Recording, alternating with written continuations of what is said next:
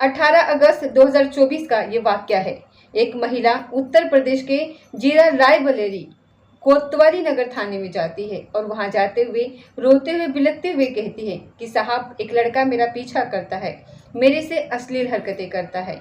आज जब हॉस्पिटल जा रही थी अपनी बेटी को लेकर के उसका इलाज कराने के लिए, तो उसने रास्ता रोक लिया और उसने भद्दी भद्दी गालियां दी। जब विरोध किया गया तो साथ ही वो जान से मारने की धमकी भी देने लगा। इससे पहले भी वो धमकियां दे चुका है। जैसे ही पुलिस को यह कहानी सुनाई जाती है, पुलिस ने उसे गंभीरता से लिया और मामले से गंभीरता से लेते हुए एफआईआर दर्ज करवा लिया। एफआईआर दर्ज करवाने के बाद उस आरोपी को तलाश किया जाता है और उसे गिरफ्तार करके जेल भेज दिया जाता है। इस एफआईआर दर्ज होने के 47 दिन के बाद एक दो नहीं बल्कि 4 कत्ल हो जाते हैं। जैसे ही 4 कत्ल होते हैं, मामला सोशल मीडिया पर वायरल होने लगता है। अब जैसे ही ये वायरल होता है, उत्तर प्रदेश की सरकार पर दबाव बनने लगता है। उत्तर प्रदेश के पूर्व मुख्यमंत्री अखिलेश यादव ने ट्वीट किया और ट्वीट करने के बाद कुछ सवाल कर दिए। बस सवाल करना था कि देखते ही देखते और सांसद जैसे कि चंद्रशेखर आजाद ने भी सवाल करने शुरू कर दिए। साथ ही सांसद राहुल गांधी ने भी इस परिवार से बातचीत की कि जिस घर में जो कत्ल होते हैं तो इन्हें घबराने की ज़रूरत नहीं है, परेशान होने की ज़रूरत नहीं है। यदि आपको न्याय नहीं मिला तो मैं आपके बीच में आ जाऊंगा, आपके पास में आ जाऊंगा। इस बीच में उत्तर प्रदेश के मुख्यमंत्री योगी आदित्यनाथ ने भी ट्वीट किया और कहा कि परिवार को घबराने की ज़रूरत नहीं है, जो भी अपराधी होगा हम उसे किसी भी कीमत पर बख्शेंगे नहीं, उसके खिलाफ कठोर से कठोर कार्रवाई की जाएगी। अब ये खबर सोशल मीडिया पर वायरल होने लगती है। उधर राजनीतिक दल भी यहाँ पे शामिल हो गए हैं कि आखिरकार कत्ल किसका हुआ है, क्यों हुआ है, किसने कत्ल किया है। आज इस कहानी के माध्यम से यही जानने की और यही समझने की कोशिश करेंगे। नमस्कार, स्वागत है आपका हमारे चैनल पर। आज की जो सच्ची घटना मैं आपको सुनाने जा रही हूँ, ये सच्ची घटना है उत्तर प्रदेश के जिला अमेठी का एक थाना लगता है चिउतरगंज। दरअसल यहाँ से 5 किलोमीटर दूर इसी थाना क्षेत्र का एक कस्बा लगता है अहिरवा भवानी। अहिरवा भवानी जो कि जहाँ चौराहा है वो बहुत ही भीड़ भाड़ वाला इलाका है, लोग आ रहे हैं जा रहे हैं। वहीं पास में ही दुर्गा भवानी शक्तिपीठ एक है और वहाँ पर मेला लगा हुआ था, लोग उस मेले में भी आ रहे हैं। 3 अक्टूबर 2024 की शाम लगभग 6:50 के आसपास का ये वाक़या रहा होगा। आरती शुरू हो जाती है क्योंकि नवरात्र का ये पहला दिन होता है। इधर आरती शुरू होती है, उधर चौराहे पर वाहनों के आने जाने का, लोगों के आने जाने का शोर शराबा जो था, और इसी बीच में एक के बाद एक लगातार गोलियां चल रही थी।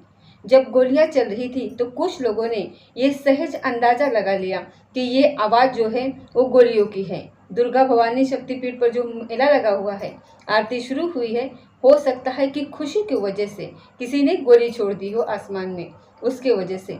लेकिन जब लोगों ने आसमान की तरफ झांक के देखा तो वहाँ पर कोई भी गोली दिखाई नहीं दे रही थी।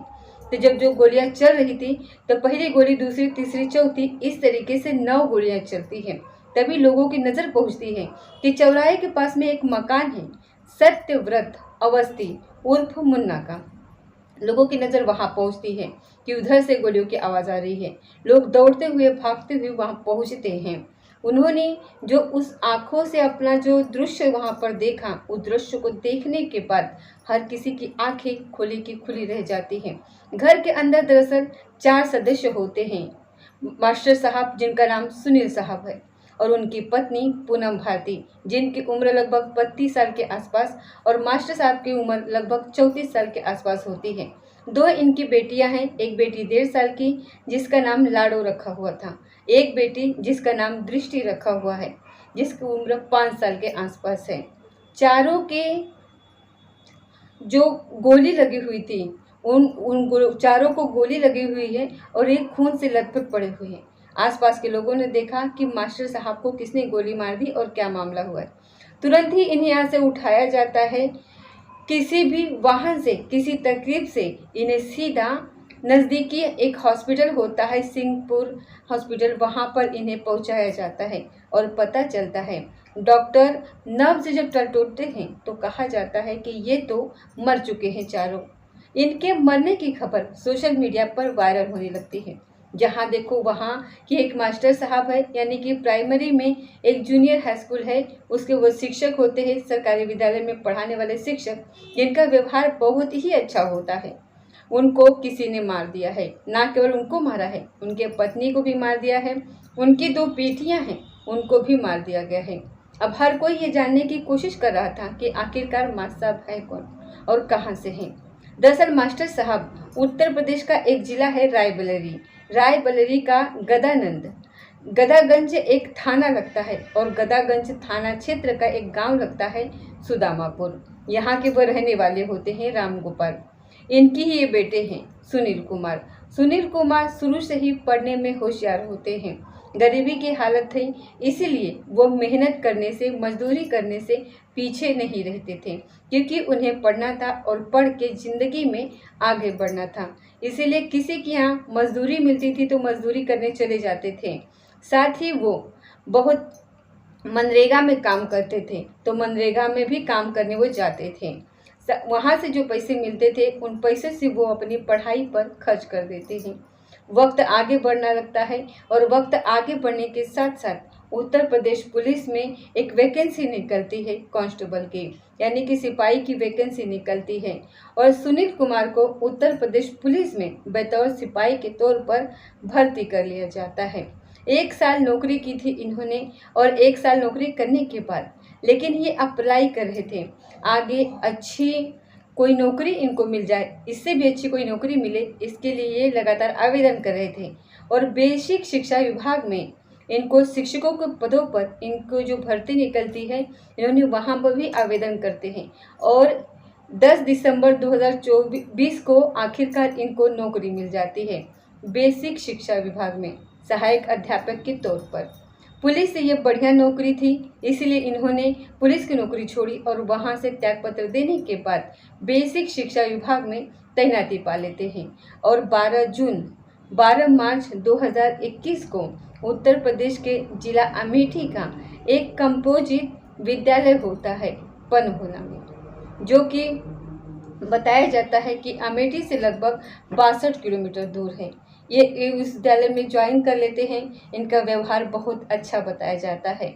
बस ज़्यादा लोगों से ये बातचीत नहीं करते थे, पढ़ाई पर ध्यान देते थे, बच्चों से बहुत अच्छा मेल मिलाप रखते थे। अपने गांव से मोटरसाइकिल उठाते थे और सीधा स्कूल पहुंच जाते थे। बस ये इनका रोज का आना जाना ये सब चलता रहता था, प्रतिदिन का आना जाना था। अब मीडिया रिपोर्ट में जो इनके बारे में कहानी आने लगती है तो इनके बारे में कुछ इस तरीके से आता है कि शिक्षक की जो पत्नी होती है पूनम भारती जहाँ रहती है उनके पास में एक लड़का रहता है जिसका नाम चंदन वर्मा होता है और ये लड़का तेल या फिर रायबरेली का रहने वाला होता है। शादी से पहले ही इन दोनों की आपस में दोस्ती होती है, दोस्ती थोड़ी नज़दीकियाँ बढ़ जाती है और इसी बीच में पूनम भारती की शादी सुनील कुमार से हो जाती है जो शिक्षक होते हैं और लगातार जिंदगी ठीक ठाक चल रही थी। लेकिन बताया ये भी जाता है कि जो चंदन वर्मा होते हैं वो भी इस महिला से मुलाकात हो जाया करती थी, बातचीत हो जाया करती थी। इनकी शादी के बाद भी इनकी नज़दीकियाँ होती है, लेकिन पति को जैसे ही इस बात का पता चलता है तो घर में विवाद रहना शुरू हो जाता है। हालांकि ये भी बताया जाता है कि शिक्षक की जो पत्नी होती है उन्होंने शायद इस चंदन वर्मा से दूर रहने की अपील की थी। जब दूर रहने की बात होती थी तब वो ज़बरदस्ती किया करता था और ऐसे करते करते एक दिन जब ये अपनी बेटी को दिखाने के लिए हॉस्पिटल जा रही थी तो शायद उसने रास्ता रोकने की कोशिश की, विरोध किया तो गालियाँ देने लगा, जाति सूचक शब्दों का प्रयोग किया। तब शिक्षक की पत्नी को गुस्सा आ जाता है और उन्होंने 18 अगस्त 2024 को रायबरेली के कोतवाली नगर में एफआईआर दर्ज करवा ली। लेकिन इससे पहले की बात और ज़्यादा खराब होती, इन्होंने अपना रायबरेली को छोड़ा और अमेठी में जा कर के इन्होंने रहना शुरू कर दिया। 19 अगस्त को उस लड़की को गिरफ्तार कर लिया जाता है, चंदन को, और जब गिरफ्तार करने के बाद वो जेल चला जाता है और 3 दिन के बाद ही उसकी जमानत हो जाती है। जमानत से जैसे ही वो छूट करके आता है वो बहुत ज़्यादा परेशान होता है। उसने अपनी जान देने की कोशिश की। वो जब जान देने की कोशिश की तो उसके बाद उसको हॉस्पिटल में भर्ती कराया जाता है, वहाँ से ठीक होता है। लेकिन इधर पुलिस मामले की जांच कर रही थी। पूनम का 164 के बयान भी हो जाते हैं और वो लड़का और भी ज़्यादा परेशान हो जाता है। अब चंदन की और उस पूनम की बातचीत भी बताते हैं कि एकदम बंद हो जाती है। बातचीत का सिलसिला जैसे ही बंद होता है चंदन और भी अग्रेसिव हो जाता है और किसी न किसी बात को लेकर के वो धमकी देना, परेशान करना, रास्ता रोकना, इस तरीके से शायद वो काम कर रहा था। 3 महीने पहले ही इन्होंने अपने रायबरेली को छोड़कर ये सीधा अमेठी रहने के लिए आ जाते हैं और वहाँ रहने लगते हैं अपने परिवार के साथ। सुनील कुमार अपनी पत्नी और अपने 2 बेटियों के साथ ये जो अमेठी का एहरोबा भवानी जो इलाका है वहाँ पर एक किराए के मकान में रहने लगते हैं। लेकिन 3 अक्टूबर 2024 के शाम को एक घटना हो जाती है। इस घटना से पहले चंदन ने व्हाट्सएप पर अपने बायो में एक बात लिखी थी, 5 लोग मारे जाने वाले हैं। जैसे ही 5 लोग मारे जाने वाली बात, ये वाली सूचना लोगों ने इसके बायो चेक किया तो इससे पता चलता है कि 3 अक्टूबर को एक घटना होती है और घटना होने के बाद घर के अंदर जो शिक्षक और उसकी पत्नी और उसकी 2 बेटियां होती है उनको कोई गोली मार देता है। जब पुलिस वहां पर पहुंचती है, इनके शवों को देखती है तो शव जो बेटियां होती हैं उनकी मिठियाँ बंद थी और एक मुट्ठी में 10 का नोट लगा हुआ था तो दूसरी मुट्ठी में चॉकलेट लगा हुआ था। तो चॉकलेट जो थी मुट्ठी में और 10 रुपये थे, उनको देखकर ऐसा लग रहा था कि शायद ये इनको चंदन ने ही पैसे दिए। हालांकि पुलिस ने इसकी आधिकारिक रूप से घोषणा नहीं की है। पुलिस ने इसकी जो परिवार के जो बाकी जो सदस्य हैं, जिन जिन ने इसकी मदद की है चंदन वर्मा की, उनको भी हिरासत में ले लिया है और उससे भी पूछताछ की जा रही है। और ये जानकारी मिली है कि इसने अपने बुलेट मोटरसाइकिल को कुछ दूरी पर लगभग 100-150 किलोमीटर की दूरी पर खड़ा किया था। खड़ा करने के बाद इनसे कहा कि मैं मंदिर में दर्शन करने के लिए जा रहा हूँ। जिस जगह पर उसने अपनी मोटरसाइकिल खड़ी की थी वहाँ से सीधा वो घर पहुँचता है और घर पहुँचने के बाद उनकी गोली मारकर हत्या कर देता है। हालांकि अभी पुलिस इस मामले की जाँच पड़ताल कर रही है।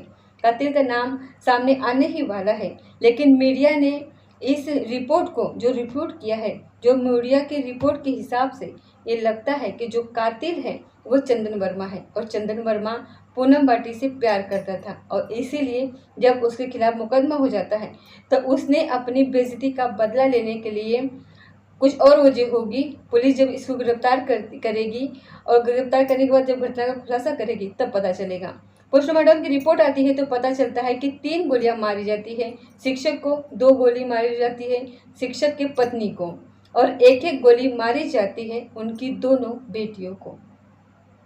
मर तो वो वही मौके पर जाते हैं, लेकिन स्थानीय लोगों ने सोचा कि अगर डॉक्टरों को दिखाने से कोई राहत मिलती है तो डॉक्टर को दिखाई देते हैं।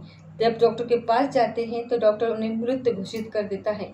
इस घटना के बाद जब ये सोशल मीडिया पर वायरल होने लगती है तो एडीजी जोन एसबी जो वहाँ के पुलिस अधिकारी होते हैं, आईडीजी कुमार, डीएम जो होते हैं वहाँ पर, एसपी जो होते हैं वहाँ पर, वो सब मौके पर पहुँच जाते हैं।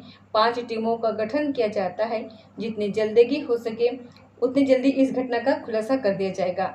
जब मामला वायरल होता है तो उसके बाद फिर उत्तर प्रदेश के पूर्व मुख्यमंत्री अखिलेश यादव इस मामले को लेकर के कई तरीके के सवाल किए रखते हैं।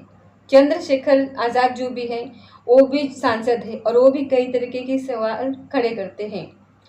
एसीपी सीधे चेतावनी देते हैं कि अगर परिवार को न्याय नहीं मिला तो वो धरने पर बैठ जाएंगे। यही नहीं, सांसद राहुल गांधी ने भी परिवार के लोगों से बातचीत करने के बाद कहा है कि अगर आपको न्याय नहीं मिलता है तो वो सीधे आपके पास आएंगे और न्याय की लड़ाई लड़ेंगे। उधर मुख्यमंत्री योगी आदित्यनाथ ने भी ट्वीट किया और कहा कि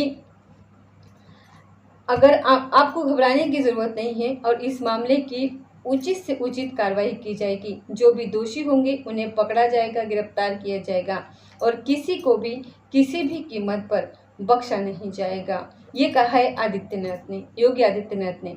दोस्तों, कातिल का नाम पुलिस दावा कर रही है कि बहुत जल्दी वो सामने ला देगी, क्योंकि उसको कुछ ऐसे सबूत मिले हैं जो अगली कहानी के माध्यम से हम आपको बताएंगे। और इस कहानी को सुनाने का उद्देश्य, इस घटनाक्रम को सुनाने का उद्देश्य किसी को परेशान करना नहीं है, किसी का दिल दुखाना नहीं है, बल्कि आपको जागरूक करना है, आपको सचेत करना है। ये थी आज की सच्ची घटना। मिलते हैं अगली किसी सच्ची घटना के साथ। तब तक जय हिंद, जय भारत।